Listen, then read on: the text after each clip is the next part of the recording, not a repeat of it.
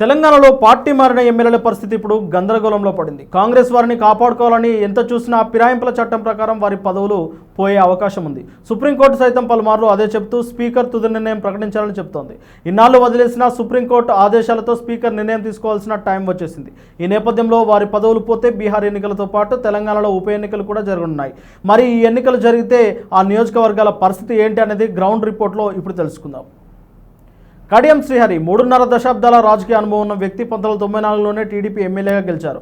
BRS పార్టీలో ఉప ముఖ్యమంత్రిగా కూడా పనిచేశారు. తర్వాత మొన్న జరిగిన 2023 ఎన్నికల్లో బీఆర్ఎస్ పార్టీపై గెలిచి కాంగ్రెస్ పార్టీలోకి మారారు. ఇప్పుడు జరుగుతున్న తాజా పరిస్థితులు చూస్తే ఆయనకు ఆ నియోజకవర్గాల్లో ఎంత పట్టున్నది, మరి ఒక్కసారి ఆయనకు టికెట్ ఇచ్చే అవకాశం ఉందా లేదనేది ఇప్పుడు చూద్దాం. స్టేషన్ గన్పూర్ ఇది ఎస్సీ రిజర్వ్డ్ నియోజకవర్గం. ఇందులో 4 మండలాలు ఉన్నాయి. స్టేషన్ గన్పూర్, ధర్మసాగర్, రఘునాథ్పల్లి, లింగాల గన్పూర్. మొత్తం ఓటర్ల సంఖ్య చూసుకున్నట్లయితే 2,20,000 వరకు ఉంటారు. ఇక 2023 అసెంబ్లీ ఎన్నికలు చూసుకుంటే ప్రధానంగా బీఆర్ఎస్కు కాంగ్రెస్కు మధ్య పోటీ జరిగింది. బీఆర్ఎస్ పార్టీ నుంచి కడియం శ్రీహరి నిలబడగా కాంగ్రెస్ పార్టీ నుంచి ఇంద్రసింగపురం నిల్చున్నారు. కడియం శ్రీహరికి దాదాపు 1,01,696 ఓట్లు పోలైతే సమీప కాంగ్రెస్ అభ్యర్థి ఇంద్రసింగపురంకు 93,917 ఓట్లు నమోదయ్యాయి. అంటే సింగపురం కన్నా 7,779 ఓట్ల తేడాతో కడియం శ్రీహరి గెలుపొందారు. ఒకసారి 2018 ఎన్నికలు చూసుకున్నట్లయితే ఆ సమయంలో బీఆర్ఎస్ అభ్యర్థిగా తాటికొండ రాజయ్య గెలుపొందారు. అప్పుడు కూడా ఇందిరా సింగపురం అనే మహిళా అభ్యర్థి కాంగ్రెస్ సీట్ ఇచ్చి తనని నిలబెట్టింది. అయితే తాజా పరిస్థితుల దృష్ట్యా ఉప ఎన్నిక వస్తే కాంగ్రెస్ సీటు ఎవరికి ఇస్తుంది అనేది ఇప్పుడు చాలా కీలకంగా మారింది. బీఆర్ఎస్ పార్టీ నుంచి వచ్చారు కాబట్టి ఆ సీటు తనదే కాబట్టి కడియంకి ఇవ్వడమే న్యాయమని అందరూ భావిస్తున్నారు. కానీ కడియం శ్రీహరికి ఇస్తే ప్రజలు వ్యతిరేకిస్తారు అనే అనుమానాలు కూడా పార్టీలో ఉంటాయి. ఒకవేళ ఒక్కసారి కూడా విజయం సాధించని ఇందిరా సింగపురంకు టికెట్ ఇస్తే సానుభూతి కలిసిస్తుందేమో అని చెప్పేసి కొంత పార్టీలో ఆలోచనలు అయితే ఉంటుంది.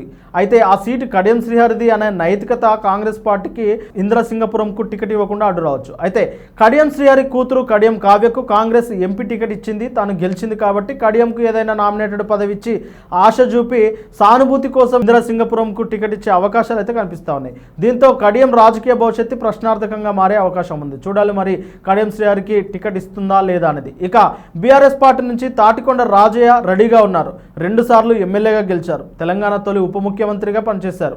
అంతేకాకుండా స్థానికంగా పట్టున్న వ్యక్తి కాబట్టి అభ్యర్థి ఎవరైనా తాటికొండ రాజయ్య బీఆర్ఎస్ నుంచి గట్టి పోటీ ఇచ్చే అవకాశం కనిపిస్తుంది. పైగా ప్రస్తుత సీటు బీఆర్ఎస్దే కాబట్టి తాటికొండ రాజయ్యకు మరింత బలంగా ముందుకెళ్తారు.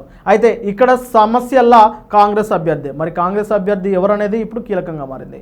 ఇకపోతే తెల్లా వెంకట్రావు బీఆర్ఎస్ పార్టీలో గెలిచి పార్టీ అధికారంలోకి లేకపోవడంతో అధికారంలో ఉన్న కాంగ్రెస్ పార్టీలోకి చేరారు. అయితే ప్రస్తుతం ఉప ఎన్నిక వస్తే మళ్ళీ తెల్లా వెంకట్రావుకు కాంగ్రెస్ పార్టీ సీటు ఇస్తుందా లేదా అనేది కీలక అంశం. భద్రాచలం నియోజకవర్గం ఒక ఎస్టీ రిజర్వ్డ్ నియోజకవర్గం. అందులో వెంకటాపురం, చెర్ల, భద్రాచలం, దుమ్ముగూడెం అని 4 మండలాలు ఉన్నాయి. ఓటర్ల సంఖ్య చూసుకున్నట్టయితే దాదాపు 1,20,000 వరకు ఓటర్లు అయితే అక్కడ ఉన్నారు. గత 2023 ఎన్నికల్లో బీఆర్ఎస్ అభ్యర్థి తెల్లా వెంకట్రావుకు 53,252 ఓట్లు వచ్చాయి. ప్రత్యర్థ కాంగ్రెస్ అభ్యర్థి పోడెం వీరయ్యకు 47,533 ఓట్లు పోలయ్యాయి. అంటే 5,717 ఓట్ల తేడాతో తెల్లా వెంకట్రావు గెలిచారు. అయితే ఇప్పుడు ఉప ఎన్నికల్లో కాంగ్రెస్ పార్టీ తెల్లా వెంకట్రావుకు సీట్ ఇస్తుందా అనేది ప్రధాన అంశం. 2018 ఎన్నికల్లో కాంగ్రెస్ పార్టీ నుంచి నిలిచిన పోడెం వీరయ్య గెలుపొందారు. ఆ తర్వాత 2023లో పోడెం వీరయ్య ఓడిపోవడం జరిగింది. అదే సమయంలో తెల్లా వెంకట్రావు బీఆర్ఎస్ తరఫున పోటీ చేసి 2018లో ఓటమి పాలయ్యారు. ఇప్పుడు ముఖ్యంగా ఆ ప్రాంతం కాస్త సిపిఐ సానుభూతి పరులు ఎక్కువగా ఉంటారు. ప్రస్తుతం సిపిఐ కాంగ్రెస్ తోటే ఉంది కాబట్టి అక్కడ ప్రాబ్లం లేదు. ఈ నేపథ్యంలో బీఆర్ఎస్ పార్టీకి అభ్యర్థి అవసరం ఉన్నది. ఒకవేళ తెల్లా వెంకట్రావుకు కాంగ్రెస్ సీటు ఇస్తే పోడెం వీరయ్య బీఆర్ఎస్ పార్టీ ఆకర్షించి అతనికి అవకాశం కల్పించే అవకాశం అయితే కనిపిస్తుంది. అలా కాకుండా పోవడం వీరయ్యకు కాంగ్రెస్ సీటు ఇస్తే బీఆర్ఎస్కు అభ్యర్థి కావాల్సిన పరిస్థితి ఉంది. కానీ తెల్లం వెంకట్రామయ్య రాజకీయ జీవితం అయితే ఇప్పుడు సంక్షోభంలో పడనుంది. చూడాలి మరి భద్రాచలం రాజకీయం ఎలా ఉండబోతుందో. అయితే పార్టీ మారిన ఎమ్మెల్యేల గ్రౌండ్ రిపోర్ట్లు మీ ముందుకు తీసుకొస్తున్నాము. అందరూ అంటే ఇప్పుడు 2 చూసాము, తర్వాత మరొక 8 మంది కూడా చూస్తాము. మొత్తం మీద ఓల్గా టైమ్స్ను సబ్స్క్రైబ్ చేసుకుంటే వారి యొక్క గ్రౌండ్ రిపోర్ట్ మీకు అప్డేట్లో ఉంటుంది. అయితే కంటెంట్ నచ్చితే లైక్ చేయండి, షేర్ చేయండి. ఈ నియోజకవర్గాల్లో కాంగ్రెస్ వీరికి సీట్ ఇస్తుందా లేదా, ఏ పార్టీ గెలవబోతుందా అనేది ఖచ్చితంగా కామెంట్ రూపంలో తెలియజేయండి.